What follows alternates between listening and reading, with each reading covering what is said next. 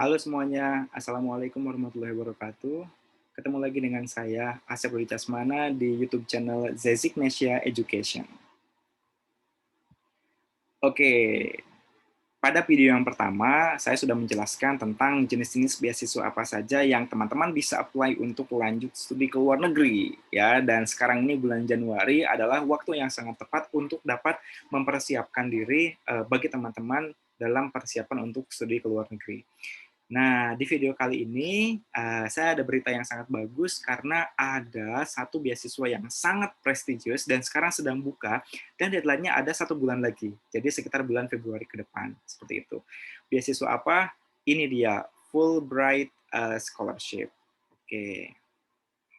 Nah, mari kita coba diskusikan. Jadi teman-teman, ini adalah beasiswa dari pemerintah Amerika Serikat, namanya Fulbright Scholarship, dan ini khusus untuk masyarakat Indonesia. Nah, Fulbright ini terbagi menjadi beberapa bagian ya, tapi kali ini saya akan membahas untuk beasiswa Master's Degree atau beasiswa untuk S2 gitu. Nah, mari coba kita lihat. Teman-teman silakan masuk ke website aminef.or.id untuk dapat mengakses beasiswa ini. Lalu di sini ada Fulbright Master's Degree. Nanti teman-teman akan masuk ke halaman ini, gitu ya. Jadi ini merupakan halaman informasi secara lebih detail tentang Fulbright Scholarship.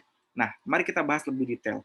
Di dalam apa namanya beasiswa ini itu akan diberikan bagi teman-teman yang akan lanjut studi S2 di Amerika selama 1 atau 2 tahun gitu kan, di bidang apapun. Di sini katanya di bidang apapun kecuali medicine atau misalnya kedokteran gitu ya.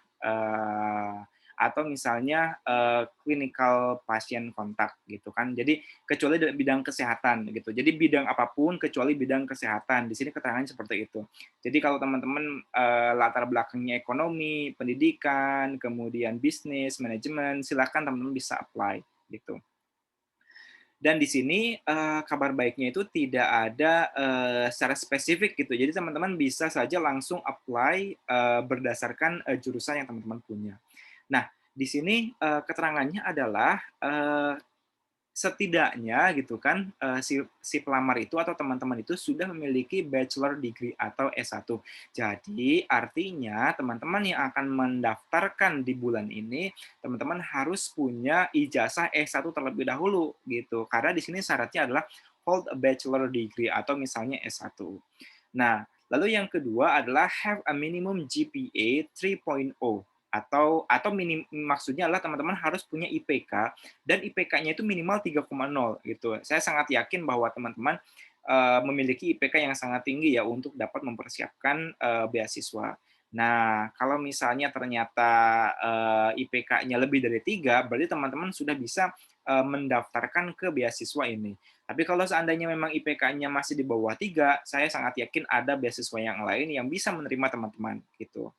Nah, lalu yang berikutnya adalah have a minimum TOEFL ITP. Jadi teman-teman harus punya TOEFL ITP score 550 atau misalnya IELTS atau IELTS itu sama seperti TOEFL gitu kan, tetapi IELTS ini lebih ada tes speaking-nya, ada tes writing-nya gitu kan, dan biaya tesnya juga lebih mahal. Nah, setidaknya ini adalah 3 syarat utama yang dipersyaratkan oleh apa namanya Fulbright Indonesia. Nah, lalu yang berikutnya adalah syarat-syarat umumnya yang pertama adalah teman-teman tentu harus menjadi warga negara Indonesia. Jadi ini benar-benar beasiswa untuk masyarakat, untuk warga negara Indonesia dan bukan permanent resident atau misalnya yang saat ini tinggal di Amerika. Nah, memiliki possess a leadership qualities and show experience in the community service.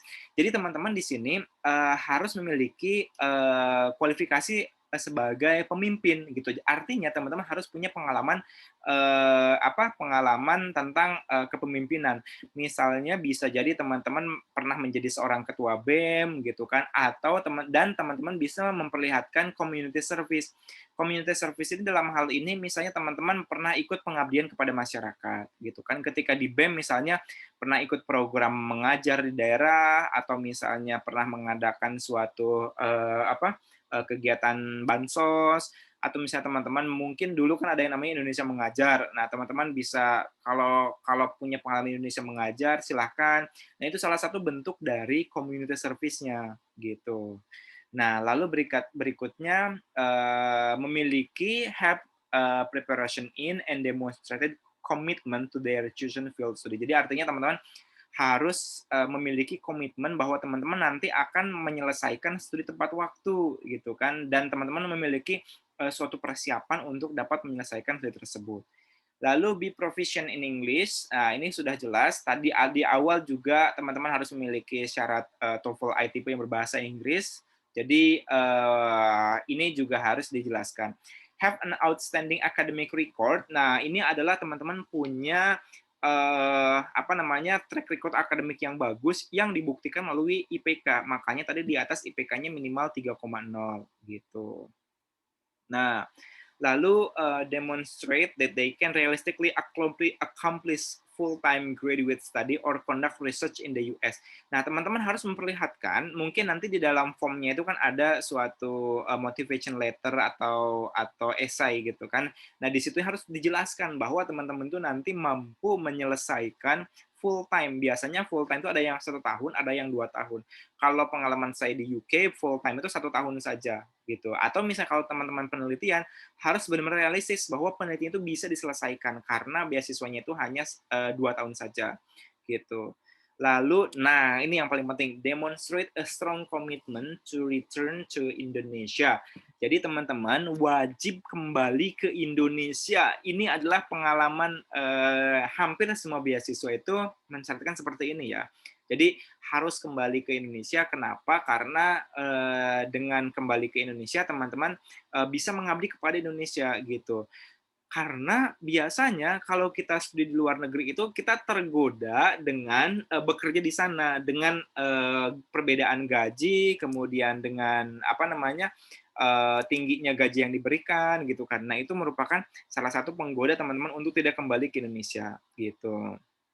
Nah, be willing to work for at least 5 years before retirement upon the completion of the scholarship. Jadi teman-teman harus bekerja minimalnya 5 tahun sebelum apa namanya pensiun seperti itu. Nah, itu adalah apa namanya hal-hal yang umum gitu kan. Nah, ini yang ineligible atau misalnya yang tidak bisa daftar gitu kan. Misalnya sebuah pegawai atau anggota dari pegawai tersebut atau dependen dari Aminep. Kalau misalnya pegawai yang kerja di Aminep tidak bisa, atau misalnya US Embassy tidak bisa, atau US Department State tidak bisa, atau saat ini teman-teman sedang kuliah yang lain yang tentunya S2 itu tidak bisa juga, atau teman-teman menerima beasiswa yang lain pada saat pelaksanaan beasiswa itu tidak bisa, jadi artinya tidak boleh double beasiswa. Dan teman-teman misalnya sedang apa namanya memperoleh beasiswa yang sama untuk double degree itu tidak bisa juga gitu.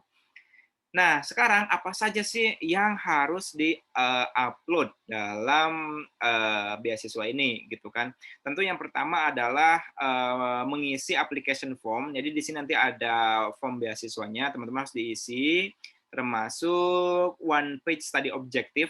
Study objective itu seperti apa namanya tujuan atau misalnya rencana studi ya.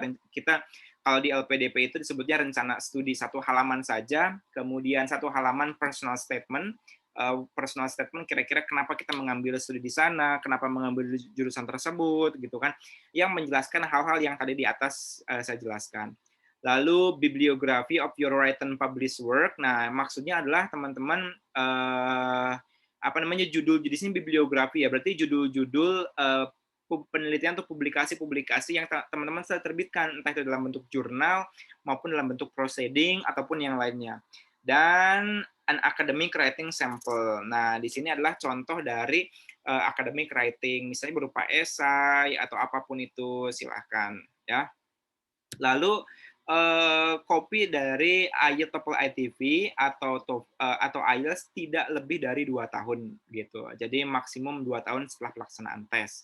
lalu 2 letter of reference atau surat rekomendasi gitu kan, baik dari, employer atau misalnya atasan kita atau dari dosen kita ketika S1, silakan. Boleh dipilih salah satu, gitu. Lalu, berikutnya adalah, scan academic transcript, transkrip akademik, dalam original language dan dalam bahasa Inggris. Kalau misalnya teman-teman transkripnya dalam bahasa Indonesia, berarti harus 2, ada bahasa, Indonesia dan bahasa Inggris. Tapi kalau memang dari kampusnya sudah ada 2 bahasa, berarti tidak apa-apa.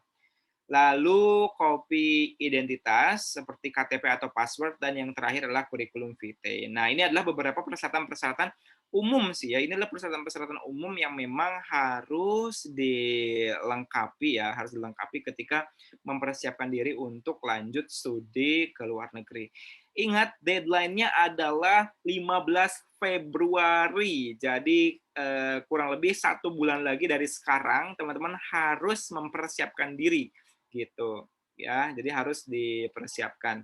Nah, di sini teman-teman harus bagaimana cara apply-nya gitu kan, menyelesaikan mengisi formnya yang bisa di-download di link, mana linknya? Nah, ini ya, download application form, silakan download, kemudian kirim yang dokumen-dokumen yang dibutuhkan di atas hard copy ke Aminev, atau ke sini. Nah, ini alamatnya. Jadi dokumennya hard copy harus dikirim ke Aminev gitu ya.